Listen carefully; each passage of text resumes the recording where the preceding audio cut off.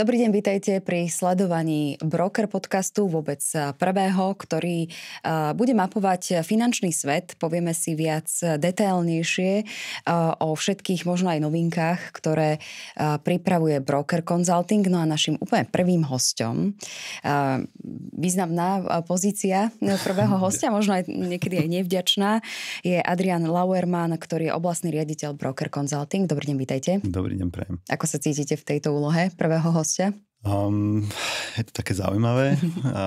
Uvidím, čo ma dneska čaká. Vy sa pohybujete viac ako 20 rokov vo financiách. Prečo ste sa rozhodli pre túto oblasť? Je to už tak dávno, tak musím trošku zaloviť v pamäti, lebo 20 rokov je naozaj celkom dlhý časový úsek. A musím čestne priznať, že ten úplne prapôvod, prečo som vlastne išiel do tohto segmentu, boli peniaze. Boli peniaze naozaj v tej dobe. Ja keď som vchádzal do tohto segmentu, som mal 25 rokov, tak som rozmýšľal vlastne, že ako zarobiť. A v tej dobe tých príležitostí bolo viacej. A ja som nikdy neplánoval, že budem finančník alebo budem v tomto proste pracovať v tejto sfére. Ale moje okolie, dostal som sa medzi ľudí, ktorí robili vo financiách a videl som teda, že v tej dobe to celkom akože sypalo. Tak som si povedal, že OK, tak to skúsim. Takže ten úplne prapôvod bol samozrejme financie, ono sa to v čase mení, vyvíja. A dneska je to už úplne pre niečo iné, ale naozaj musím čestne priznať, že ten popud bol, že OK, tak tým hnacím motorom boli teda peniaze. Áno, veď sa vždy hovorí, že peniaze sú vždy až na prvom mieste. Môžem potvrdiť. Za tých vyše 20 rokov, ako sa menil ten finančný svet? A teda, čím všetkým ste si vlastne prešli za to obdobie? Predpokladám, že teraz veľmi do toho vstupuje aj tá digitalizácia, že to vás asi zrejme bude teraz výrazne ovplyvňovať, ale ten finančný svet prechádzal rôznymi aj krízami, tak predpokladám, že ste ich intenzívne prežívali. Tá moja kariéra nebola vždy len, síce bola v tom finančnom svete, ale nebol som vždy len v maklerskej spoločnosti, tak ako teraz. Ja som si prešiel aj inštitúciami, čiže priamo som robil pod poisťovňou v investičnej spoločnosti, kde som nikde nepôsobil, bola banka. Bankové prostredie je pre mňa moc konzervatívne, tam som sa proste nikdy nevidel. Takže vnímam naozaj, že tá zmena počas tých 20 rokov je absolútna. Pred tými 20 plus rokmi, 20 plus rokmi to už je, tak naozaj ten segment bol v podstate o predaji nejakého produktu. Ten segment bol v princípe nový po tej ére, ktorú sme tu mali, takže ja keď som tam vstupoval, tak naozaj to bolo nové odvetvie a ono sa naozaj veľmi kreovalo. Ono bohužiaľ ešte dneska stále máme také tie poznatky, alebo s nami ťahá taká tá nie moc pekná minulosť, pretože v tom novom segmente proste prišli aj ľudia, ktorí nie vždy konali úplne čestne a my ľudia, ktorí máme nejaký vek, ktorý si pamätáme to obdobie, tak mnohokrát sa v nás vynoria také nepekné spomienky a mnoho ľudí, ktorí prišli o svoje peniaze. Hovorili ste, že to bolo hlavne o produkte. Teraz je to vyslovene, že ten klient sa mení, že je o tých službách, o tom všetkom, čo s tým klientom riešite, že to nie je len jedna vec, ktorú preňho poskytujete, ale teda sa o neho staráte. Tak by sme to mohli teda zadefinovať, že to sa tak menilo? Samozrejme, tá vzdelanosť toho klienta alebo tá problematika sa nejakým spôsobom vyvíjala, tá dostupnosť informácií nástupom internetu a všetkých týchto vecí, tak je dostala naozaj veľmi rýchly spad, takže ten náš klient dneska je v princípe oveľa viac informovaný, tá dostupnosť informácie je naozaj expresná.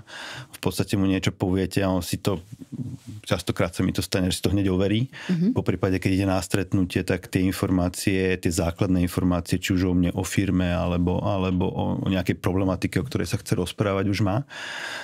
Čo ja vnímam ale veľmi pozitívne, pretože častokrát v minulosti sme museli to stretnutie viesť naozaj od tých základných informácií, kto sme, aká firma a tak ďalej. Proste, že niečo vlastne funguje, niečo tu vlastne je. Tak dneska sa naozaj s klientom rozprávame o tom výbere, o tom poradenstve, že naozaj to nie je o predaji nejakého produktu, ale je to o nejakej komplexnej službe. A v tomto sa to naozaj veľmi, veľmi zmenilo. Ten náš klient sa zmenil a tým pádom sme sa museli prispôsobiť, a teda prispôsobujeme sa samozrejme aj my a v neposlednom rade tie posledné roky do toho vstupujú technológie, o ktorých sa asi aj dneska budeme trošku rozprávať. A je to, naozaj máme čo robiť aj my, aby sme išli s tou dobou, aby sme zachytili tie trendy a aby sme neboli, tak ako sa hovoria, tí mamuti. Tak áno, o tých technológiách sa porozprávame. Častokrát je to o tom, že tá zmena môže priniesť veľa pozitívneho. Nie je to len o tom, že vám to bude poškodzovať nejakú tú činnosť alebo prácu. Prečo ste sa vy rozhodli pre broker consulting? Musím povedať, že náš segment, ja tým, že v tom obchode som, alebo v tomto segmente som už cez 20 rokov, tak ja si dovolím povedať, a môj názor teda je, že ten náš segment je naozaj že vzťahový. Toto je vzťahový biznis a ten klient je povedzme naozaj ten najlepší klient, ten klient, ktorého každý chce mať, je v podstate ako keby tak už náš kamarát. Hej? A toto sa samozrejme odráža aj smerom dovnútra, do firmy, takže ja som do firmy Broker Consulting vstúpil, pretože som tu mal vybudované, alebo teda sa tu kreovali nejaké vzťahy a musím povedať, že tú veľkú úlohu urobil generálny riaditeľ Julius Rusnák, s ktorým sme niekoľko rokov komunikovali a my sme sa poznali naozaj že dlho.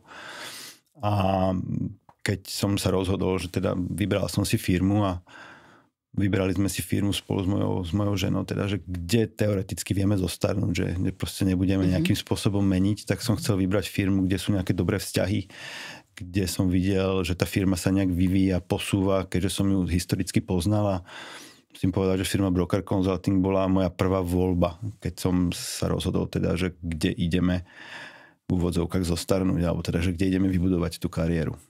To je inak zaujímavé, pretože v dnešnej dobe sa tak nepozerá na kariéru, že kde zostarneme, lebo tak ľudia tak fluktujú, respektíve to veľmi výrazne menia, tak to je také sympatické, že chcete zostarnúť z Broker Consulting. A ten náš segment je vlastne o tej dlhodobosti a na tej klientskej báze v podstate my toho klienta vedeme dlhodobo a ono častokrát tie naše výsledky nie sú vidieť v tých prvých rokoch, lebo proste musíte tam nejakým spôsobom pracovať s tým klientom a nie každý vás hneď počúva od začiatku.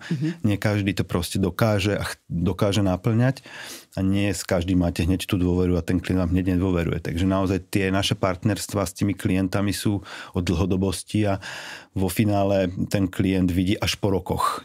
Niekedy vidí teda až po rokoch ten výsledok. A to isté máme aj vo vzťahu vlastne k tej značke, pretože to naše podnikanie je o dlhodobosti, o budovaní si nejakého kmeňa klientského a tak ďalej. A to nevybudujete zo dňa na deň. A tá fluktuácia v našom ponímaní je skôr sa vníma, aspoň teda ja ju tak vnímam, že je to skôr také negatívum, keď sa pozriete, kde ten človek pôsobil a vidíte tam 5-6 nejakých spoločností, tak si myslím, že to nedáva nejaký moc dobrý obraz. Hej? Aj keď chápem, že môžu v živote samozrejme prísť veci, kedy to musíte switchnúť.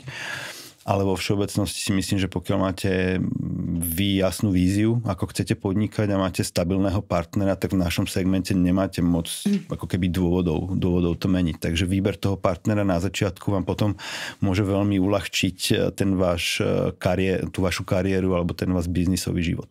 No toto bola taká časť, že váš pohľad, že ako vy vlastne vnímate svoju kariéru a že ste ju teda spojili s Broker Consulting, ale keď sa to pozrieme na to z pohľadu klienta a že si vyberá, že na koho sa má obrátiť a prečo.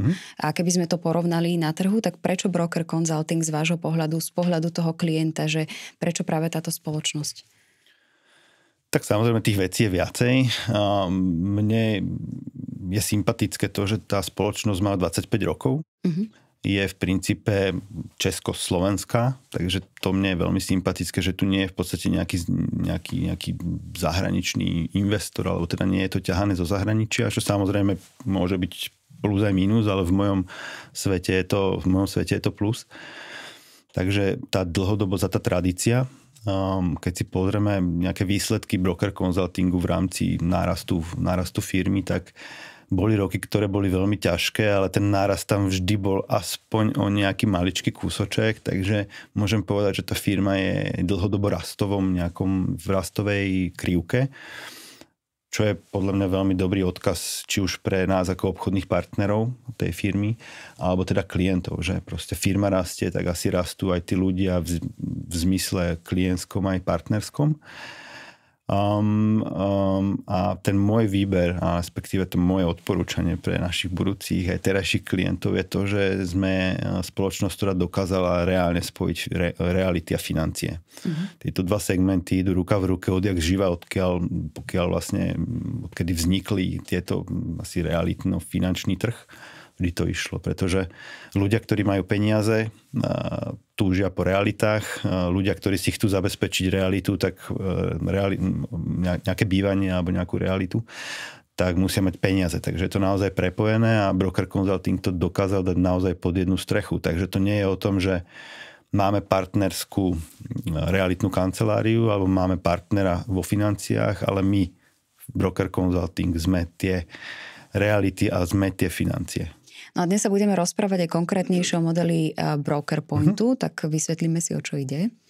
Broker Point je v podstate taká moderná pobočka. Môžem to prirovnať k bankovej pobočke. Čiže ten Broker Point má nejaké vlastnosti, ktoré by teda mal mať a je nejakým spôsobom definovaný. Jedna z nich je, že to musí byť obchodný priestor. To znamená, že musí tam byť tak ľudsky povedané vchod z ulice, čiže z chodníka. Čiže nesmie to byť niečo, kde idete po na nejaké prvé, druhé, tretie, 7, 8 poschodie, ale naozaj to musí byť ako keby tá pobočka, ktorá je voľná z ulice. Aha, že to by bola už taká bariéra, že keby to bolo vyššie. Asi. Áno, v minulosti ja musím povedať, že mnoho kolegov z tohto segmentu má kancelárie na veľmi pekných miestach, v veľmi pekných priestoroch, ale mnohokrát to nie je také, že proste idete po ulici, tak jak banka a vôjdete cez jedny dvere, musíte tam proste prejsť nejakým turniketom a tak ďalej a tak ďalej. A to už je samozrejme nejaká bariéra. Takže Broker Point z ulice. A musí to byť na nejakom mieste, ktoré je naozaj dostupné ľuďom, takže vieme tam prísť chodníkom, ale nemali by sme ísť 20 minút peši zo zastávky alebo ja neviem, niekde za mesto a tak ďalej. Čiže naozaj by to malo byť na nejakom mieste, ktoré je dostupné, ktoré je viditeľné. A samozrejme musí to byť reprezentatívny priestor. Takže má to nejakú metráž, ktorá by mala byť spojená, alebo teda splnená a samozrejme vnútorné vybavenie. Takže keď to môžem porovnať, tak ten Broker Point by mal byť veľmi podobný, alebo mal by zodpovedať, povedzme, ako mnoho ľudí pozná, ako pobočka nejakej banky, lebo to asi ľudia poznajú. A sú také miesta, respektíve našli ste také vhodné miesta? Našiel. Jedno mám. A keď sa na to pozeráte s odstupom času, alebo respektíve, že ako toto môže ešte tomuto vášmu biznisu pomôcť, že máte takéto miesto, respektíve tento point, ktorý má konkurovať tým tradičným bankovým domom?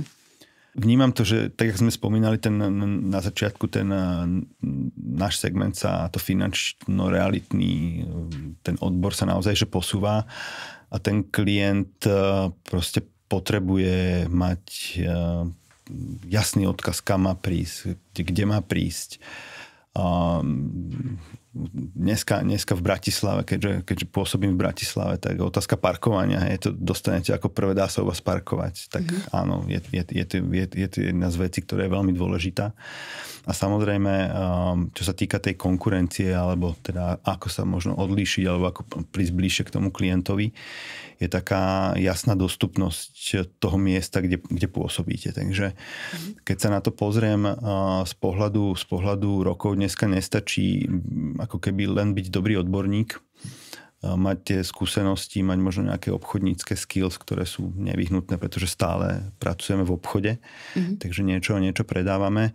Potrebujeme mať tie odborné znalosti a potrebujeme mať aj priestor, kde sa ten človek, ten klient, ten náš budúci klient alebo klient, ktorého máme, kde sa naozaj cíti dobre.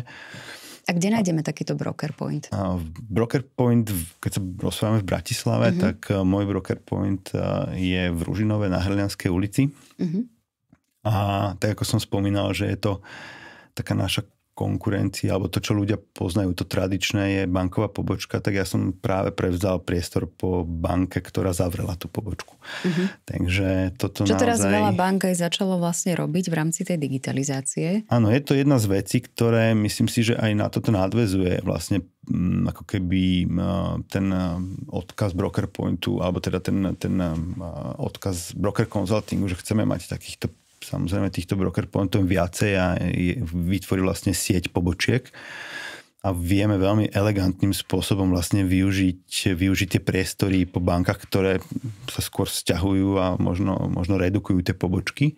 Tak práve naše služby v tomto môžu byť veľmi zaujímavé, pretože spájame viacej tých segmentov do jedného, čiže nie je to len banka, ale to poisťovňa, investícia, je to realitná činnosť. Takže ten klient nachádza veľa vecí na jednom mieste a vieme využiť tie miesta, ktoré už sú na to vytvorené, lebo zase treba si povedať, že tie banky tie priestory nejakým spôsobom hľadali, urobili si tam nejaký prehľad, že či to je OK. Dokonca môžem povedať, že tá pobočka, alebo ten priestor, ktorý mám ja, tak v rámci toho, že tam tá pobočka tej banky bola, tak mne to veľmi uľahčilo implementáciu na ten priestor, pretože som v podstate banky ako vám krásne uľahčili krásne situáciu. Krásne mi to uľahčili a vlastne ako keby len pokračujeme a rozširujeme tie služby a to je aj ten odkaz vlastne, že na jednom mieste viete dostať to, čo by ste inde museli hľadať na 3 miestach a tí ľudia sú naozaj zvyknutí, lebo tá pobočka tej banky, ktorú sme my veľmi elegantným spôsobom nahradili, tak tam bola 15 rokov. Takže aj tá klientela tam ešte stále je zvyknutá, takže ďakujem ti banka, lebo vlastne častokrát klienti prídu a spýtajú sa, že prišiel som na pobočku tej a tej banky. A ja poviem nie, ale samozrejme vieme vám pomôcť. A už ho strhnete, jasné, už zatvoríte dvere, už je u nás. Tam hneď vybehne asistentka, ona má taký príkaz, že vždy, keď príde klient, tak musí vybehnúť a zamknúť. Aha, no to je veľmi, veľmi pôsobivé. Určite vás ešte navštívim, aby som si to vyskúšala. Aké boli úvodné tie vstupné investície, keď sa rozprávame o tom broker pointe a teda aj tá návratnosť ma zaujíma? Má to samozrejme niekoľko pohľadov a ja som na túto otázku akože rozmýšľal, že vlastne kedy sa mi ako keby vráti tá investícia. Môžem povedať, že mne sa vrátila prvým klientom, ktorý tam prišiel. Hej. Toho, ktorého ste zatvorili. Ktorého som tam samozrejme zatvoril.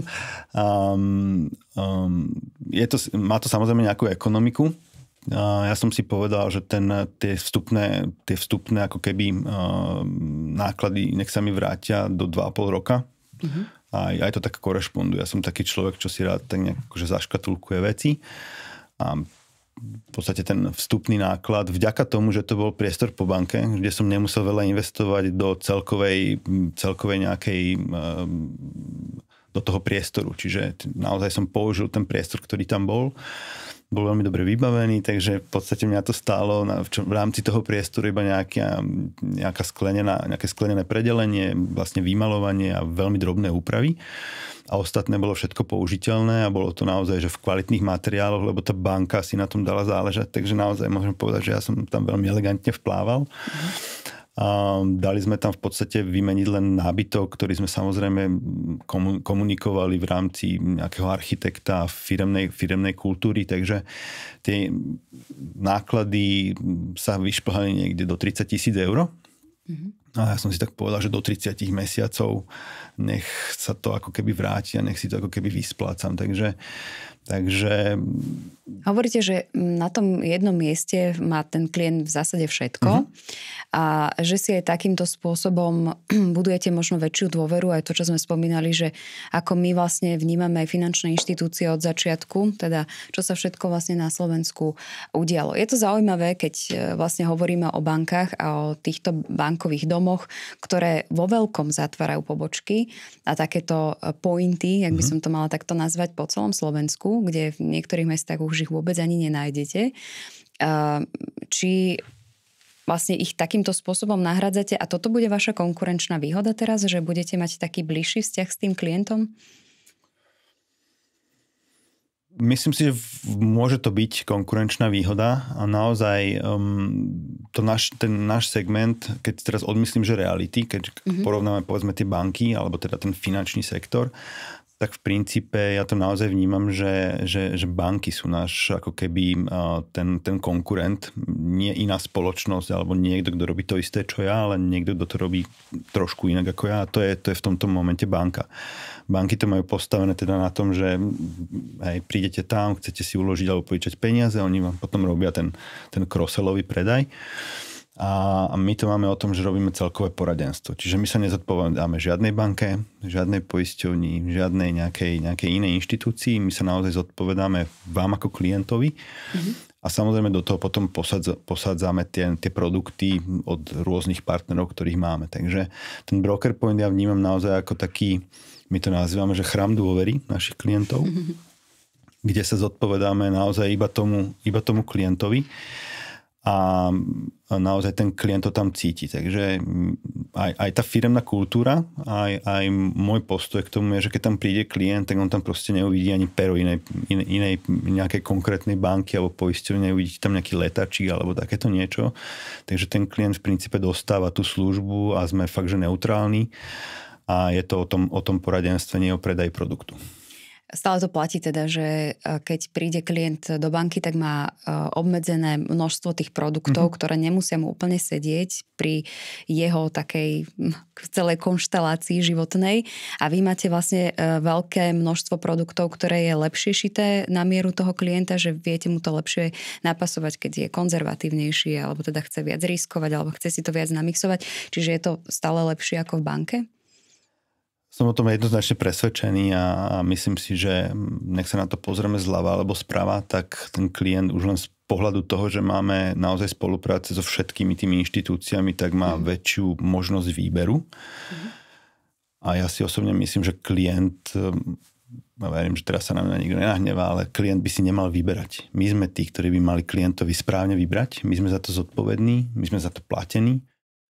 Nás platia síce tie inštitúcie, ale v princípe si klient nemá čo vyberať. My mu máme vybrať, respektíve máme mu vybrať z toho portfólia alebo z toho celého segmentu maximálne nejakých 2, maximálne nejakých 3 vecí, z ktorých si on potom vybrať, ale ja som stále presvedčený o tom, že ja som za to zodpovedný, ja som za to platený a to je moja práca klientovi vybrať správny produkt. Samozrejme, keď mám to portfólio, čím ho mám širšie, tak tým môžem vybrať ten produkt na mieru, pokiaľ to portfólio mám oklieštené, či už nejakou značkou alebo len jedným segmentom, tak sa mi o to ťažšie vyberá. Takže ja si myslím, že je veľmi kľúčové mať naozaj veľmi široké portfólio, aby som klientovi mohol vybrať úplne ten správny produkt, ktorý mu vo všetkých oblastiach sedí a nie som obmedzený ničím. Takže v tomto vidím našu obrovskú, ale naozaj že obrovskú výhodu oproti akejkoľvek inštitúcii, ktorá má nejakú príslušnosť. Keď sa pozriete na takú budúcnosť tohto modelu, že či to bude fungovať do budúcnosti aj vzhľadom na všetky tie zmeny, o ktorých sme sa rozprávali, tak ako to vnímate? Či sa to bude rozširovať výraznejšie? Myslím si, že každý, kto chce byť úspešný v našom segmente, a to tak naozaj vnímam, že je to taký ten ďalší krok, ten level, ktorý by mali ľudia, ktorí chcú byť úspešní v realitno-finančnom biznise, tak by mali ísť takýmto nejakým spôsobom. Pretože ten klient je proste stále náročnejší. A ja som za to vďačný, pretože čím je klient náročnejší, tak tým musím byť ja lepší. To znamená, že aj ten náš segment jednoducho, pokiaľ nebudete dobrí, tak neprežijete. To znamená, že sa začne profesionalizovať. Ja som tu spomínal na úvode, že naozaj naše odvetvie si prešlo nie moc dobrým odvetvím a mnoho ľudí na to nespomína moc dobre. Si pamätám obdobie, kedy finančný poradca bola pomaly nadávka a ste sa báli povedať, že robíte vo financiách. A dneska to už poviem s hrdosťou, pretože naozaj sa to vyvíja, to naše odvetvie. A toto môže byť ďalší taký krok, že budeme viditeľní, budeme naozaj dostupní klientovi. Keď k nám klient príde, tak to bude naozaj že nezávislé. Nebudeme tam mať proste vlajočky pera rôznych partnerov, ale ten klient príde za nami, za broker consulting, za svojim konzultantom. A v princípe mu v úvodzovkách samozrejme bude jedno, kto je jeho konečný partner, lebo vždy konečným partnerom je nejaká finančná inštitúcia, ktorá ten produkt má. My sme poradenská spoločnosť. A nie je to tak, že možno zo začiatku, keď to bola nadávka, alebo možno aj teraz, sa tak trh v tých krízach trošku čistil aj pri realitných makléroch. To vidíme aj pri tom finančnom svete, že dovtedy vlastne to robili ako tretie, štvrté nejaké povolanie popri teda po nejakom svojom tej hlavnej činnosti. A vy sa tomu venujete naplno. Toto je gro teda vašej celej činnosti pracovnej. Ale že či to, že boli tam aj takíto, nechcem ich nazvať nepoctiví, ale takí, ktorí sa nevenovali tomu naplno, že toto vlastne trošku nekrivilo ten trh. No to bolo asi jedno s druhým, lebo ono to tak bolo vnímané, že chcem si privyrobiť, tak susedov obehám, však to asi tak poznáme. Ale myslím si, že dneska naozaj to smeruje k tomu, aby ten poradca, aby ten konzultant, či už v realitách alebo vo financiách, bol naozaj profesionálom. Ja si myslím, že už nie je priestor na to, že mať to akože tak sekundárne, že popri, pretože tá náročnosť, či už je to vzdelanosti, alebo tých zručností a zručností tých technológií a možno marketingu, ktorý veľmi silno ide do popredia, tak si dovolím povedať, že pokiaľ chcete byť dobrý v danom segmente, nemáte čas na inú vec. Takže pokiaľ to nemáte ako primárny zdroj príjmu, tak to v princípe ani nerobte. My máme napríklad spolupráce s ľuďmi, ktorí k tomu majú blízko, ale nevedia to robiť naplno. Môžu byť naši tipéri, môžu byť naozaj ľudia, ktorí nám tých klientov posunú. Čiže toto je tiež forma spolupráce a to je práve ten rozdiel. Že v minulosti to tí ľudia brali, že teda OK, ja ti teda poradím. Došiel som o 4:00 z roboty, ja neviem, dal som si kávu, prezliekol som sa, dal som si možno papučke, išiel som na 6:00 a tam som sa s tebou rozprával o niečom. Dneska to proste naozaj tak nefunguje. Takisto aj v tých realitách, lebo nie sme teda len finančníci, ale samozrejme sme finančno-realitní konzultanti, tak ten trh je veľmi dynamický. Proste je tam veľmi veľa marketingu. A jednoducho nemáte šancu to robiť popri. Dneska tí klienti naozaj na obhliadky vedia prísť počas dňa, ráno, cez víkend. Čiže keby ste to mali ako sekundárnu prácu, tak to v princípe asi neviete ani obsiahnuť. Neviete zdvihnúť asi vy v práci, neviete zdvihnúť, že sorry, teraz zdvihnem klienta, to proste nie je profesionálne. A hovorím, že ten náš trh a ten náš klient sa vyvíja, takže on si vyžaduje toho profesionála. On si vyžaduje, aby ste nejak vyzerali, aby ste mali nejaký priestor, aby ste mali nejakú marketingovú stopu, aby ste proste boli naozaj v tom segmente profesionál. Takže určite nie. Spomínate tie možno školenia, to, že sa potrebujete vzdelávať, aby ste boli teda nad tým klientom v tých vedomostiach, ktorý si všetko vygoogli pred vami. Vráťme sa k tej digitalizácii a k tomu AI a k tomu, čo vlastne výrazne teraz ovplyvňuje vlastne každý jeden segment a výrazne to bude ovplyvňovať aj v nasledujúcich mesiacoch a všetci tí, ktorí sú takí, vlastne tie veľké spoločnosti hovoria, že ak na to nenastúpia alebo že nestihnú to teraz, tak vlastne nebudú konkurencieschopní. Dá sa povedať, že tie technológie nové a to AI, že vám pomáha v práci, alebo vidíte za tým aj nejaké rizika, ktoré môžu ovplyvniť ten finančný segment? Je to veľmi teraz taká preferovaná téma. Asi je tak viacej pohľadov. Ja tým, že v tom biznise som 20 rokov a teda aj môj vek nie je to, že mám 20 rokov, tak musím povedať, že ja som sa spamätal možno aj vďaka firme, že nejaká AI tu je, lebo doteraz som to tak vnímal, že však OK, že mňa sa to netýka. Môj syn mi povedal, že on už 2 roky v princípe nepoužíva nič iné, len ChatGPT, tak som na ho povedal, že fasa, tak tuto som asi niečo zaspal. A musím povedať, že aj vďaka firme, a to je vlastne aj to, čo som spomínal na začiatku, že tá firma vám dáva ako taký ten priestor robiť si ten svoj biznis, to znamená, že komunikáciu s tým klientom a sústrediť sa na toto, tak na pozadí tá firma sleduje tieto veci. A myslím si teda, že je to veľmi dôležité, že tá firma to rieši za nás. A my vo firme máme dneska, som sa dozvedel, a je to super, že som sa to dozvedel, že jednoducho máme tú inteligenciu, že ju začíname využívať, dokonca nám ako manažerom dokáže trénovať s ľuďmi, dokáže napríklad v tom realitnom segmente robiť veci ako vyhľadávanie k tej kľúčovej nehnuteľnosti alebo tej konečnej nehnuteľnosti. Takže ja si myslím, dúfam, že to nevyznie ako nejaké klišé, že to AI môže byť veľmi dobrý sluha, ale ja ako sa trošku bojím, aby sa to nepreklopilo a nebolo to našim pánom. A tam ja vidím ako keby takú nástrahu. Veď to, či sa neobávate, že vás AI nahradí, lebo napríklad mne sa tým vyhrážajú v televízii už asi 3. rok, tak som v takom napätí, že kedy to príde, ale vždy si hovorím, že na Slovensku prichádzajú veci s takým miernym oneskorením, takže toto ma jedine tak drží. Ja som presvedčený o tom, že tá AI vie urobiť veľmi veľa vecí. Určite áno a mnoho vecí si možno ani neuvedomujeme. Že čo dokáže, alebo čo už robí vlastne.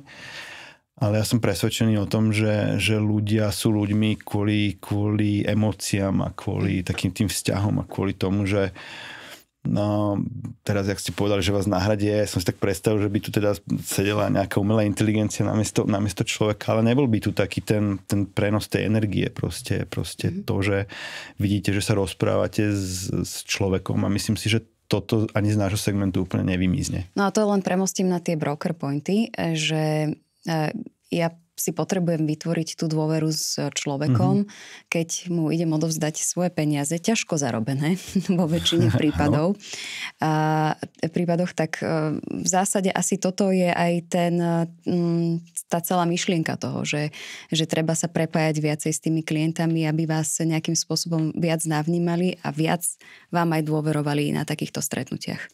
My sme si veľmi podobným nejakou takou obavou prešli v čase, jak to nazvať, v tej covidovej nejakej ére, kedy mnoho z nás, a v princípe asi každý z nás musel a išiel do toho onlineového sveta. Proste to bolo také obdobie, kedy sme museli.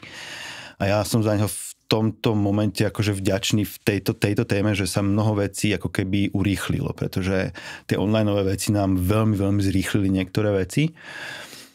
Ale ukázalo nám to, že ten človek chce sa rozprávať s človekom, že tá obrazovka je síce fajn, viete s tým vyriešiť možno nejaké servisné veci alebo nejakú rýchlu vec, ale presne tak, ako ste vy povedali, myslím, že tá dôvera a ten dlhodobý vzťah musíte, a mne sa to ukazuje a potvrdzuje sa to, že tam musí byť taký ten osobný kontakt, minimálne na začiatku alebo v nejakých pravidelných, možno takých dlhších intervaloch, že nepotrebujete toho človeka vidieť každé 3 mesiace, ani on vás. Stačí, keď si zavoláte a v tomto momente si viem predstaviť, že nejaké veľmi ľahké servisné stretnutie alebo nejakú informáciu vie napríklad urobiť tá AI, že ju viete nejakým spôsobom do toho zakomponovať, že doplnenie nejaké informácie alebo niečo vám vie urobiť tá umelá inteligencia alebo vám vie proste naozaj urobiť takú nejakú servisnú vec. Ale keď sa budeme rozprávať o tom, že nejaká nová príležitosť na trhu, že mám pre teba niečo zaujímavé, alebo ten klient príde s tým, že potrebuje s niečím poradiť, alebo sa mu v živote vyskytla nejaká udalosť, ktorú potrebuje vyriešiť a je na to vhodný produkt, tak on sa asi bude chcieť porozprávať s človekom. Takže vtedy príde do tej našej oázy, príde do toho nášho pointu a vie, že je na mieste, kde stretne človeka, kde sa cíti dobre, kde dobre zaparkoval, proste kde je taký jasný odkaz. A musím povedať, že v tej skúsenosti, a ja keď som dneska sa pripravoval na tento náš rozhovor, tak som si uvedomil, že takto pred rokom som otváral Broker Point. Nie úplne na deň, bolo to 21. Takže ja v podstate dneska ten Broker Point prevádzkujem rok a môžem povedať, že k nám sa klienti vracajú radi. Že toto je taký ten rozdiel oproti tomu, keď ste mal kanceláriu a musím povedať, že ja som sa vždy snažil mať proste peknú kanceláriu na dobrom mieste a tak ďalej. A Ale vždy to bolo o tom, že keď som klientovi povedal, že dojde do kancelárie, tak mi povedal, že tak ja nemôžem niekde na káve alebo čo. Tak hovorím, že nie, poď do kancelárie, proste súkromie a tak ďalej. A dneska, keď to poviem môjmu klientovi, že príde za mnou, tak táto vetička, že môžeme niekde inde, úplne odpadla. Takže on naozaj prichádza do toho pointu a vie, že proste tam dostane aj tú kávu dobrú, aj to súkromie a cíti sa tam dobre, rád sa tam vracia. No a uveďme na správnu mieru, že nezamykáte tam tých ľudí a aby sme nevystrašili tých, ktorí majú problém so zavretých priestorov. Aké sú vaše plány ďalšie do budúcnosti? Určite by som bol veľmi rád, keby sa mi podarilo z toho miesta, lebo naozaj to miesto Broker Pointu, kde pôsobím, tak viem tam v tej komunite tých ľudí v tom okolí vybudovať naozaj niečo, že keď niekto bude potrebovať, či už predať, kúpiť nehnuteľnosť a tak ďalej, tak vie, kam má prísť. Takisto, keď bude chcieť čokoľvek riešiť s financiami, tak vie, že v tom danom okolí to miesto je práve to, kde dostane tie služby na jednom mieste. Čiže združíme tam to, čo sme sa rozprávali, tú banku, poisťovňu, investíciu, poprípade kúpu, predaj, prenajom nehnuteľností. Takže toto je taký jeden môj plán. A samozrejme nejaká taká expanzia, že človek si to vyskúša na tom jednom a ten biznis model, ja mu verím. Preto aj ten Broker Point sme otvorili, teraz som ho otvoril a verím tomu, že toto je ten správny ako keby smer.